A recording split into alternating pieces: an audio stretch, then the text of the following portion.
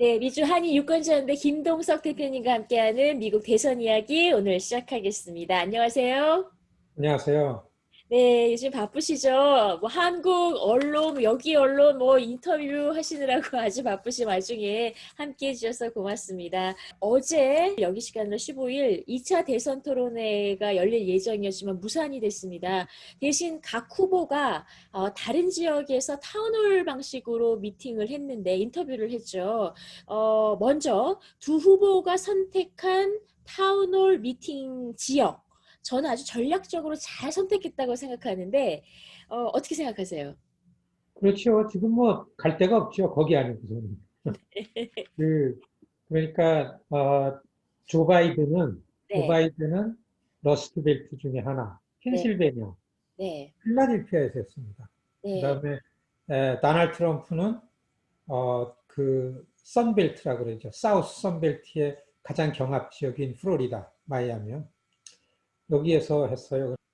그런데 그 이 대통령 후보 토론회를 트럼프는 하겠다 그러고, 그런데 화상으로는 안 하겠다. 그럼 하나만 한데 그건 안 하겠다 그러고, 조 바이든은 이 방역, 감염을 주의하고 이걸 제일 조심해야 되는 게 이 선거 운동에서 굉장히 중요합니다. 네, 바이든 후보는. 그러니까 바이든은 금방 확진자였다가 나온 사람하고 어떻게 마주 앉아가지고 토론을 하느냐. 예, 이게 감염이라는 게 중요하기 때문에 화상으로 하면 좋겠다. 네, 토론회위원회에서 화상으로 한다고 발표를 했어요. 네, 트럼프가 그럼 나 안 해. 그래서 무산된 겁니다. 네. 그렇게 무산이 된 그날 저녁 때 조 바이든 쪽에서는 지금까지 현직 대통령인 트럼프만 국민들 앞에 많이 나와서 뭐 말도 안 되는 얘기를 했어도 여하튼 간에 기회는 다 트럼프가 갖고 있었잖아요. 네. 조 바이든은 선거 임박해서는 될 수 있으면 많은 사람들을 만나고 많은 사람들한테 이렇게 좀 보여야 돼요, 모습을. 네. 이 팬데믹 상황 때문에 델라웨어 집 지하실에서 안 나오니까 나와라, 나와라, 막 이런 얘기 많았잖아요. 더구나 그래서 못 나왔는데 선거 때 후보가 나와야 되는데 네. 토론회도 없으니까 해야 되겠다. 그래가지고 ABC하고서 그 화상으로 타운홀 방식으로 그러니까 이렇게 이제 선정된 사람들을 와가지고서 그 정치 후보가 즉석에서 물어보는 거에 이렇게 질문 대답 형식으로 가고 이렇게 하는 게 타운홀이라 그러잖아요. 네. 타운홀 방식 이걸 하니까 트럼프 대통령이 가만 껌뻑껌뻑 하고 있다가 안 되겠거든. 트럼프 쪽에서는 조 바이든이 언론을 통해서 미디어를 통해서 유권자들하고 만나는 거를 최선을 다해서 차단해랍니다. 그러니까 MBC하고서 짝짝꿍을 했어요. 네. 근데 이 대표님 생각해 보세요. 만일에 음. 트럼프를 좋아하지 않더라도 바이든 지지자라 하더라도 같은 시간대에 트럼프가 여기서 뭐를 한다. 네. 여기서 바이든이 뭐를 한다. 그럼 어디를 보겠어요, 사람들이? 트럼프 트럼프도 재밌는데 그거는 그냥 1, 2, 3입니다. 이번에요. 저희 MBC의 사바나 예, 가트리도 예, 예, 예. 굉장히 잘했어요. 그 트럼프를 아주 제압을 잘하면서 흥미로서는 훨씬 트럼프 쪽이 재밌었습니다. 네. 그렇죠. 이 서바나 거슬이라는 막 50 될 거예요. 50 됐을 거예요. 71, 2년생 정도 됐는데 네. MBC 투데이라는 아침 그 뉴스 메인 앵커입니다. 네. 아주 샤프한 우려나도. 분인데 예, 이분이 이제 나간 거예요. 트럼프를 잡고서. 네. 근데 트럼프랑 인터뷰한 것 중에 어제 게 제일 재밌고 통쾌했어요. 잘하더래요. 짧고. 아, 네. 말을 안 하잖아요. 그러니까 피해 갈라 그러는 걸 용납하면 안 되겠다. 이제 이 사회자가 결심하고 나온 것 같더라고. 너무 시원했어요. 근데 결론은 어떤 줄 아세요? 아니, 이제 일반 시청자들이 네. 그 MBC에 좀 화가 났어요. 시청자들은 다른 시간 내에 해야만 이것도 보고 저것도 보는데 네. 동시간대 하니까 뭐 왔다 갔다 할 수도 없잖아요. 근데 결론은 ABC의 바이든이 훨씬 많이 시청률이 거의 한 80만 명 더 많이 본 걸로 나왔습니다. 아직 오, 정확한 조사가 안 됐는데. 네. 네. 네. 그러니까 최근 며칠 동안에 그 격차가 조금씩 다시 줄어들고 있기는 하지만 지금 여러 가지 여론조사나 리서치 결과요. 지금 CBS 리서치 결과에도 불과 며칠 전까지만 해도 조 바이든 후보가 경합주 빼고도 강세 또는 우세 지역의 선거인단 수만 합쳐도 한 279명, 그러니까 270명을 넘는 선입니다. 이렇게 되면 바이든 후보가 대통령이 될 가능성이 상당히 높아지는데요. 우리 김 대표님 요즘에 인터뷰, 신문, 매체, 글들 제가 쭉 팔로우하고 있는데 지금의 상황이 4년 전과 똑같다는 얘기를 계속하고 계세요. 그렇다면 이렇게 그 불리한 여론조사 결과나 리서치 결과에도 불구하고 트럼프 대통령이 4년 전처럼 막판 뒤집을 가능성이 높다고 보시는 거예요? 4년 전하고 정말 너무 똑같아요. 네, 네, 너무 똑같은데 4년 전에 악몽이 떠오릅니다. 네, 4년 전에 선거 한 달, 3주, 2주 놔두고서 네, 모든 사람들이 다 힐러리 클린턴이 차기 됐다. 이렇게 다 거의 규정을 할 때였습니다. 그런데 그때 어떻게 해서 트럼프라는 바깥에 있던 사람이 정치권에 들어오자마자 공화당의 후보가 됐는지, 네, 그리고 어떻게 해서 저렇게 선거운동을 막장으로 하는데, 정말 따라다니면 막장으로 하는데도 저렇게 바람이 일어나는지, 이게 너무 신기해서 트럼프를 가까이 보려고 현장을 따라다닌 사람들은 네, 그렇지 않았어요. 이게 간단치 않다, 트럼프가. 네, 힐러리가 되는데, 어디서? 전국적으로는 되는데, 네, 이 선거 시스템을 보면은 요러한 주, 지금 얘기하신 그 경합주에서 트럼프 지지층들이 엄청 많이 열광을 하는 걸 보고 저걸 뒤집으면은 트럼프가 이길 텐데, 그러면서 현장을 따라다닌 사람들은 3주 놔두고 2주 놔두고 너무 곤혹스럽고 고통스러워서 얘기를 못 하는 거야. 다들 힐러리가 된다고 얘기하는데. 저도 이제 1년을 트럼프를 따라다니면서 그런 고통 속에 있었습니다. 네, 지금이 똑같아요. 네, 사실 4년 전에 트럼프 따라다니면서 트럼프가 한 2,000명, 1,500 내지 2,000명 이렇게 실내에 와가지고 유세를 하는데 저도 그냥 들어가가지고 보면은 한 1,500, 2,000명 있는 데서 애시안이 저 혼자예요. 저 아이오와 저 너무 시골에는. 네, 그럼 막 손가락질하면서 저를 일으켜 세우는 거야. 어, 너 여기 왜 왔냐? 여기 남의 나라에 왜 왔냐? 네, 이따구로 얘기를 하는 거예요. 그럼 사람들이 다 쳐다보고서 막 우우 그러잖아요. 그럼 저는 저대로 내가 왜 남의 나라냐 여기 이거 나는 어디서 왔냐? 난 뉴욕에서 왔다. 네가 하는 것 보러 왔다. 이제 이렇게 큰 소리로 얘기를 한. 그럼 넌 괜찮아. 너는 그러면 뭐 저 합법적으로 있으니까 네, 그렇게 해서 시작을 해요. 그렇게 시작을 하면 못 있겠더라고 거기. 네, 사람들 그냥 나와 쫓겨난 겁니다. 네, 수도 없이 쫓겨났어요. 그러니까 네, 현장을 따라다니는 사람들은 음, 그런 식으로 유세를 하는데도 사람이 너무 많이 뭐 구름같이 몰려나오는 거야 시골에. 네, 그러니까 그 지역에서 4년 전에는 그런 데서만 네, 힐러리한테 밀리고 있던 지지율을 네, 아슬아슬하게 다 엎었어요. 네, 그러니까 뭐냐 하면 진 것처럼 이겼습니다. 0.3%를 이기고. 네, 0.5%인가 그래요, 위스콘신은. 네, 그런데 지금은 그렇기 때문에 또 이걸 뒤엎을 수 있겠다 그렇게 얘기 못하는 이유가 있기 때문에 네, 이렇게 표현들을 많이 합니다. 제가 이제 방송에서 지금 바이든이 이기는데 네, 트럼프는 그 자리에서 안 내려온다 이렇게 얘기를 해요. 그러니까 트럼프는 올 초에 들어오면서 계속 뭐라 그랬냐면 선거에서 나는 자신 있게 이길 수 있다. 네, 그런데 가만 보니까 저 바이든 쪽에서 너무 부정선거를 하기 때문에 나는 저렇게 우편으로 하는 거를 인정할 수 없다. 처음부터 그런 얘기를 계속 해왔어요. 그러니까 지금 오니까 이게 현실이 돼버린 거야. 그러니까 지금 사실 이 전문가들, 여기에 집중하는 사람들은 다 이거를 예상해요. 혼란이 오겠다. 이게 LA 타임즈나 시카고 트리뷴이나 워싱턴 포스트나 뉴욕 타임즈 이런데요. 보스턴 글로브 같은 데에 지금 뉴스의 중심 주제가 이런 상황이 올 때는 어떻게 될 건가라는 부분을 갖고서 갑론을박이 가장 많습니다. 네, 네, 그다음에 지금 보름 남겨놨어요. 네, 보름 남겨놨는데 2016년도 미국에서 투표한 사람들 숫자가 한 1억 4천만 명이 됩니다. 그때는 한 150만 명도 안 되게 사전 투표했어요. 사전 투표는 제가 설명했듯이 조기 투표가 있고 부재자 투표가 있고 그래요. 그래서 지금은 우편 투표죠. 네. 그러니까 조기 투표는 미리 일찍 가서 미리 시간 정해서 투표하는 거. 네. 부재자 투표는 우편으로 투표용지를 받아서 하는 거. 네. 근데 올해는 팬데믹 때문에 우편 투표라는 게 있는데 네. 우편 투표를 할 예상이 되는 유권자가 8천만 명입니다. 이번에는. 절반이 넘어요. 예, 절반이 넘으니까 거의 1%, 한 2%도 안 되는 게 절반 넘게 하니까, 왜냐하면 이게 코비드 상황 때문에.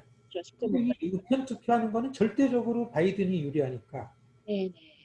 이게 누차 설명하지만, 그러니까 트럼프는 이 우편 투표는 네.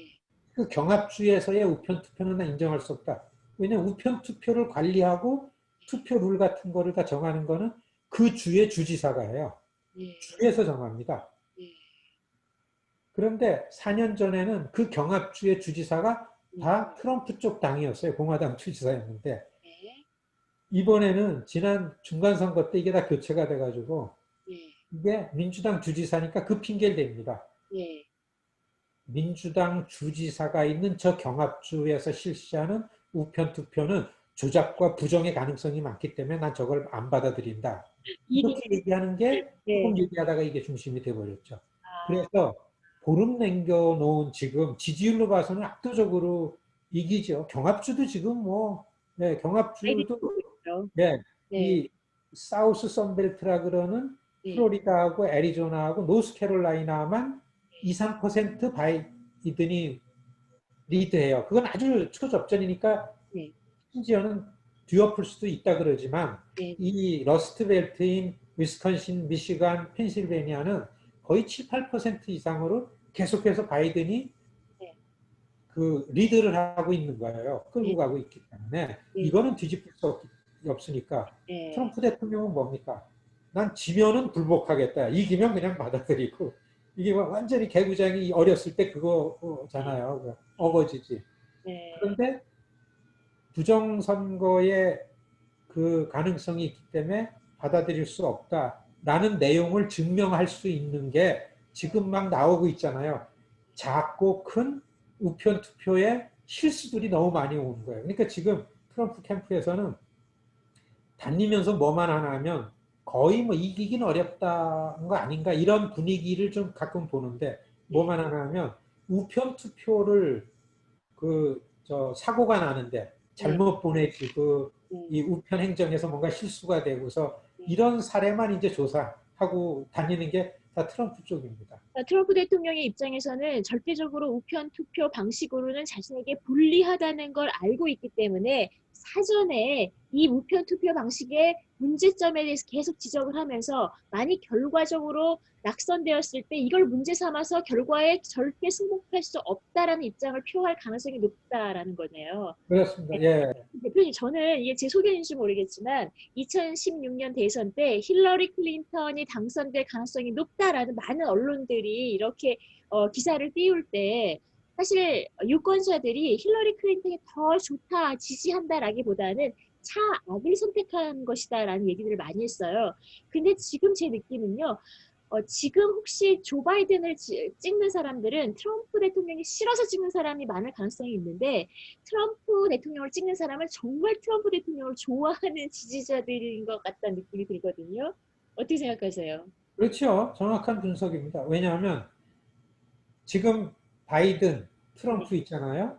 그러니까 조 바이든 쪽에 선거를 할 만한 조 바이든 쪽으로 몰린 사람들, 이 지지율은 조 바이든이 중심이 아니고 반 트럼프 반대하는 사람들이 이렇게 두리뭉실 쫙 모인 겁니다. 이게 여론조사에 나오는 거죠.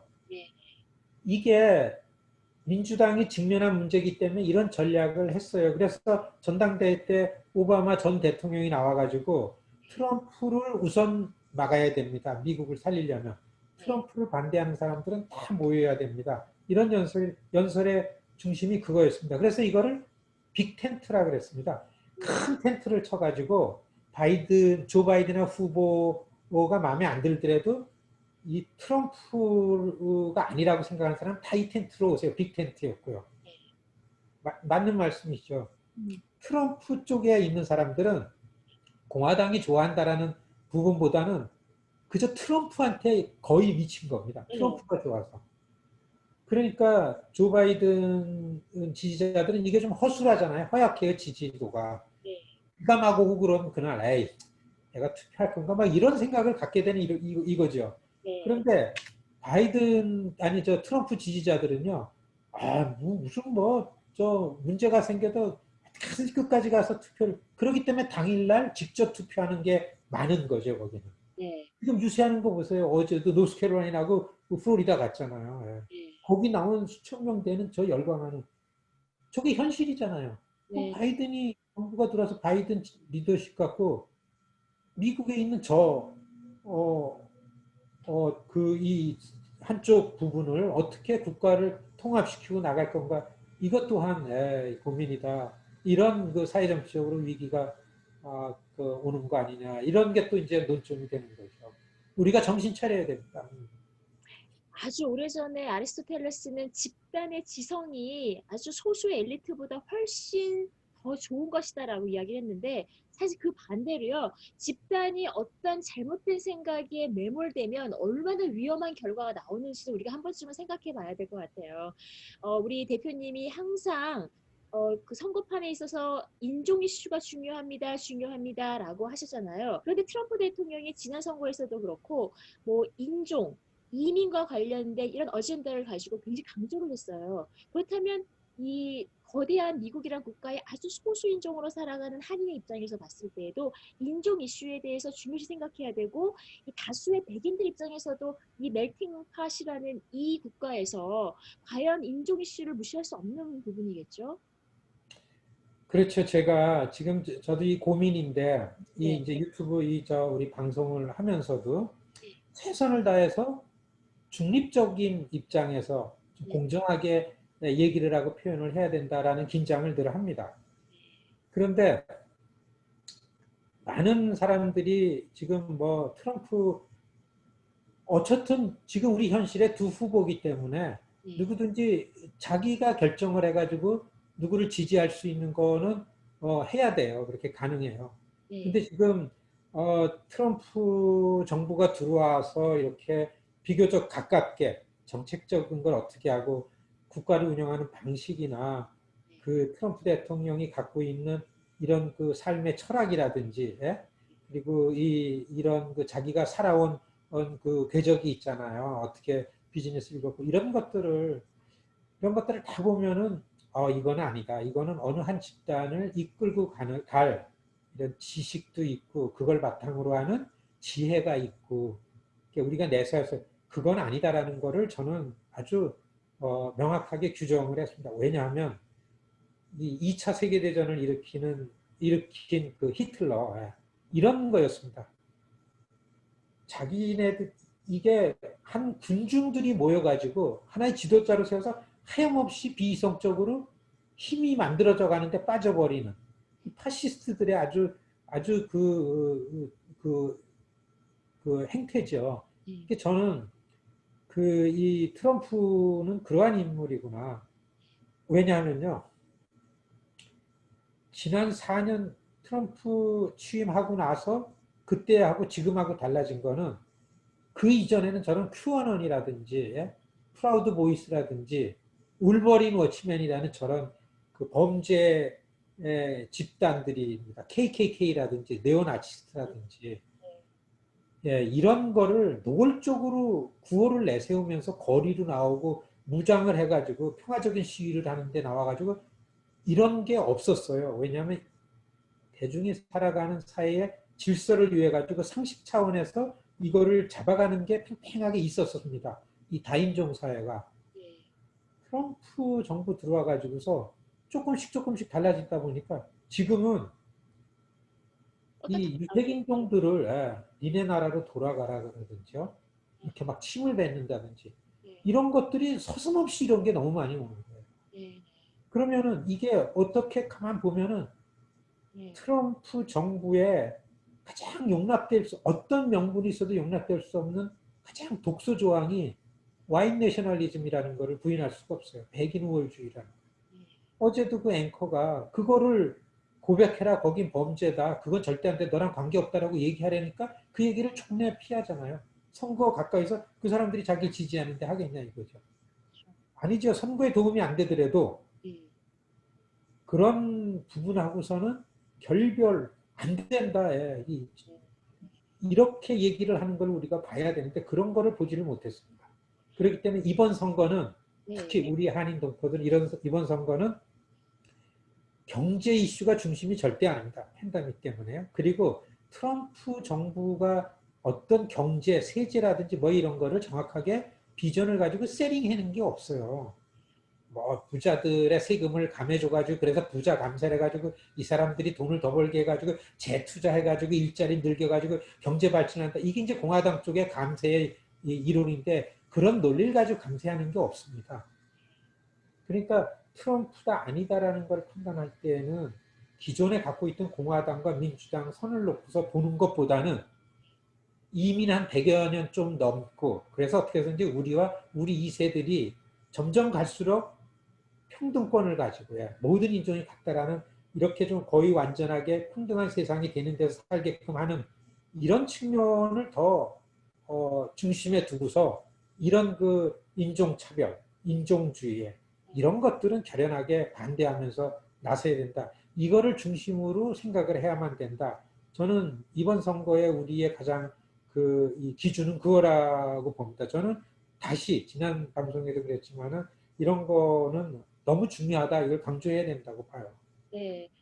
그 어제 타운홀 미팅에서 그 사바나 가트리가 그 인종차별 문제에 대해서 언급을 하니까 좀 불쾌감을 표시하더라고요. 트럼프 대통령이 항상 너는 그것부터 질문한다라고 하는데 사실 이 거대한 미국이라는 나라를 이끌어가는 지도자가 가장 우선시해야 되고 가장 그 철학과 가치를 먼저 그 성립해야 되는 부분은 인종 이슈라는 생각 저도 공감을 하게 됩니다. 네, 그리고 또 어제 그 바이든 후보가 북한에 대해서 잠깐 언급을 했습니다. 아직까지 이 안보 문제 안전하지 않다. 그럼에도 불구하고 트럼프 대통령은 자꾸 북한에 러브레터를 보내고 있다라는 부분을 피력을 했는데, 한국에 계시는 분들은 과연 두 후보 가운데 어떤 후보가 됐을 때 한국의 경제나 안보에 있어서 유리한가를 많이 관심을 갖게 되시게 될 거예요. 이 한국 관계, 장차 어떤 대통령이 당선되느냐에 따라서 다르게 될까요? 어떻게 보십니까? 어, 사실 트럼프 정부 들어와서 네, 한인들 그리고 네, 한국에서 트럼프 정부를 가장 긍정적으로 생각하는 것, 그건 이론의 여지가 없다고 봅니다. 그거는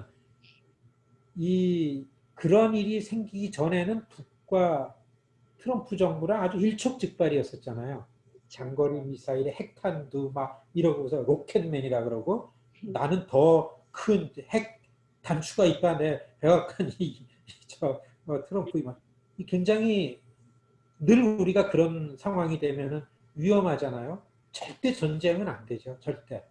예, 저는 절대 전쟁은 안 된다라는 그런 측면에서 트럼프가 정상회담을 하면서 전쟁이라는 긴장을 완화시켰다라는 것은 공로고 인정을 다 하고 있는 부분입니다. 예, 근데 사실 한국과 한국인들이 해내야 되는 것은 네, 전쟁에 대한 긴장을 완화시키고 전쟁의 가능성을 없애고 그 다음부터 계속 이걸 해나가야 되잖아요. 단일 민족이니까 긴장을 완화하고 남과 북이 교류 협력을 확대해야 되고 네, 그래서 이 한반도 한민족이라는 민족 역량을 잘 구축하고 보존해는 이런 장기적인 걸 볼 때에는 예, 트럼프 정부의 한반도 이렇게 김정은과의 이런 정책하는 거는 지금 어제 토론회에서 조 바이든 후보가 얘기했던 것처럼 다는 아니지만은 얘기했던 것처럼 대단히 즉흥적이고 충동적이고 불안한 부분이다라는 거는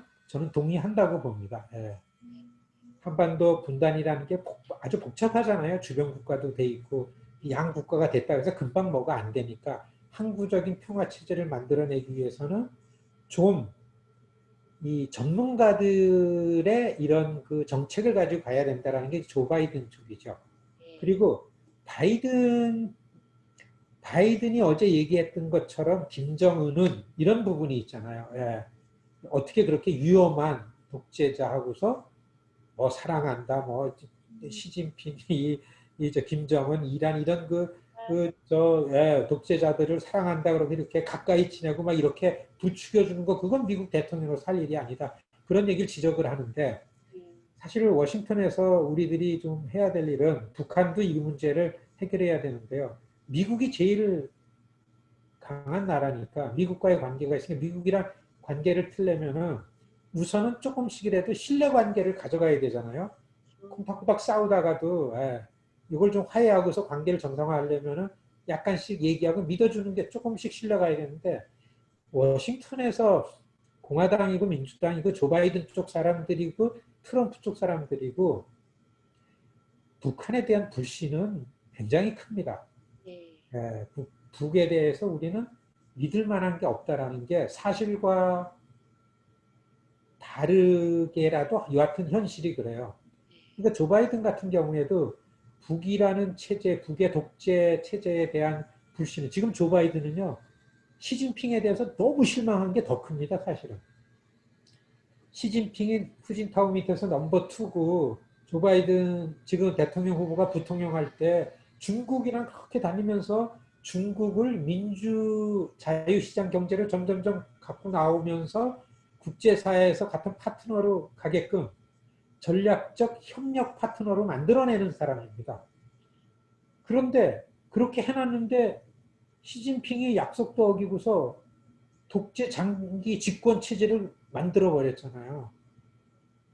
그러니까 믿었던 뭐야 발등 치킨 같은 그런 생각을 갖고 있어. 그래서 바이든 쪽에서도 중국에 대한 시진핑 권력에 대한 이 적대감 같은 거 이런 게 굉장히 큽니다. 예. 그러니까 그런 연장선에서 북도 보고 있는 거죠. 그렇지만 좀 설명을 하면은 조 바이든이 2000년 그 클린턴 대통령 때는 상원 의원이었었잖아요. 예. 상원 외교위원장이었었습니다. 클린턴 마지막 해에 아니래 조지 부시가 대통령이 안 되고 엘고가 대통령이 돼가지고서 이 계속 북한과 관계를 유지했으면 많이 달라졌습니다. 역사에는 이랬다면 이런 건 없다 그러지만은 지금 그런 걸 생각해 보면 왜냐하면 클린턴 마지막 해에는 북의 군에서 서열 넘버원인 조병록 차수가 워싱턴에 와서 클린턴 대통령을 만났어요. 네네. 그리고 미국의 국무장관인 울브라이트 장관이 네. 평양에 가서 당시에 김정일 위원장이랑 회담을 했어요.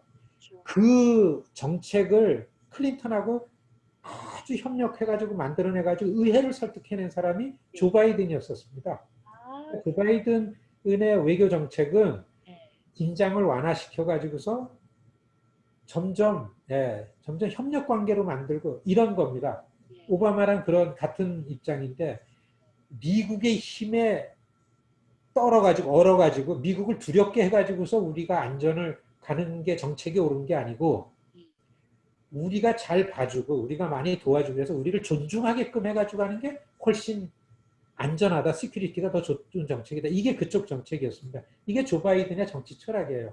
네. 그런데 트럼프나 조지 부시 대통령이 있을 때는 웃기지 마라 이게 아니다. 네. 미국이 어딘데 두 가지 중에 하나 선택해라. 무릎을 꿇든지 적으로 있든지 적으로 있으면 선제 공격해서 소멸하겠다. 이런 거죠. 예. 그러니까 지금 어제 조 바이든 후보의 제가 조 바이든 후보의 그런 거를 프로텍트 하는 게 아니고 오랫동안 워싱턴에서의 미국의 동북아시아 정책, 특히 대북 정책, 대한반도 정책을 이렇게 봐온 걸로 볼 때에는 트럼프의 이 번개불에 콩 꼬먹듯 하든 네. 이게 이제 저 좋은 표현은 아닙니다. 우리 그런 얘기 많이 들은 게 있는데 미친년 널뛰듯 이런 거 있잖아요. 이게 왔다 갔다. 저는 트럼프의 이 행태, 이 대통령으로서 그런 거 볼 때가 있어요. 예. 그런데 좀 이해가게끔 해야 되잖아요.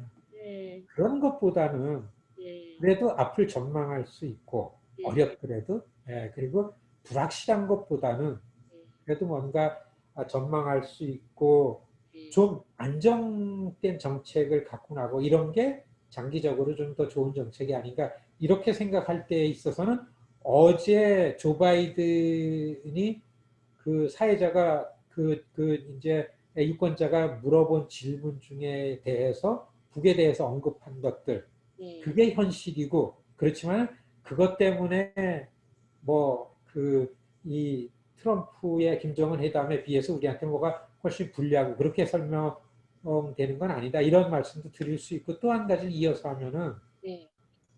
트럼프가 됐든 바이든이 됐든요. 네. 한반도 정책이나 한미 관계는 한국이 어떻게 하느냐에 딸려 있습니다. 네, 이번 미국 대선에서도 여느 때와 마찬가지로 한국 언론에서 심심치 않게 나오는 기사들이 이 후보자들이 한반도의 평화, 어떤 이런 안보 정책에 대해서 어떤 의견과 공약을 가지고 있느냐에 대한 관심사가 있더라고요. 근데 사실상 미국 내에서 미국 선거를 진행하고 있는 사람들은 크게 한반도 이슈를 별로 이렇게 끌어내지 않고 있잖아요. 근데 저는 우리 김 대표님 글 속에서 이런 부분이 참 마음에 와닿는 게 이제는 미국 정부가 어떤 외교 정책의 변화를 가져왔느냐의 여부와 상관없이 한반도 문제는 한국 정부가 주도적으로 해야 한다라는 부분을 강조하셨더라고요. 이 부분에 있어서 이게 참 중요한 부분인데 우리 모국에서는 과연 이런 것에 대한 생각을 가지고 있을까? 이런 생각이 좀 들더라고요. 네. 요즘에는 한국에서는요. 경제 관련해서 주식 관련해서 미국 대선에 대해서 굉장히 이슈화 많이 됐더라고요. 그래서 우리 대표님이 유튜브 경제 방송에도 많이 나가서 초대되셔서 패널로 나가시더라고요. 그거 장난 아니더라고요. 네, 3%라는 3% 네, TV가요. 거의 한 80만 명이 네, 구독을 합니다. 네, 그래서 뭐 욕도 많이 먹고 네, 그냥 왜냐면 네, 저는 1번도 그렇고 2번도 그렇고 10번까지 네, 미주 한인들 존중해라 합니다. 어. 네, 아니 거기서 제가 지난번에도 저 방송에서 얘기한 것처럼 바이든 쪽에 어느 전문가 연합뉴스에서 인터뷰한 거 그랬잖아요. 그 사람이 한국에 대해서 얘기하는 건 미국에 있는 한인 유권자들 때문에 미국에 있는 한인들을 얘기를 전제로 인터뷰를 하더라고요. 네, 그럼 우리가 그만하죠. 그렇죠. 미국의 한인들 네, 중심으로, 현실을 중심으로 네, 그렇게 해야 된다고 보고서요. 그리고서 사실은 선거 임박해서 이제 유튜브로 이 방송을 하지만 저는 이런 생각을 했는데 미국 정치권을 이해하고 사회를 이해하고 이 미국의 네, 근현대, 특히 미국의 현대사 속에서 여러 가지 사건 같은 것들이 우리랑 관계되어졌던 것들이 재미있는 게 너무 많은 거예요. 근데 이제 주제를 하나씩 갖고 네, 왜냐하면 우리가 어떤 게 좀 정체성을 명확하게 확립하는 데에 도움이 될 만한 저 사회정치적인 중요합니다. 사건들을 네, 정확하게 파보는 거. 이게 우리들한테도 유익한 거고 우리가 우리 자녀들 교육시키는 데도 대단히 유익하다. 네. 이런 이제 뭐 2주 남짓 남았는데 미국 대선에 대한 소식 계속적으로 안내해 드리고요. 또 그 이후에는 재미있는 미국 정치 이야기, 그것이 또 우리들과 어떻게 연관되어 있는지에 대한 자세한 이야기들 함께 나누는 시간들 마련하겠습니다. 여러분들도 많이 기대해 주시고요. 또 오늘 함께 해주신 미주 한인 유권자연대 김동석 대표님 고맙습니다. 고맙습니다. 네. 네.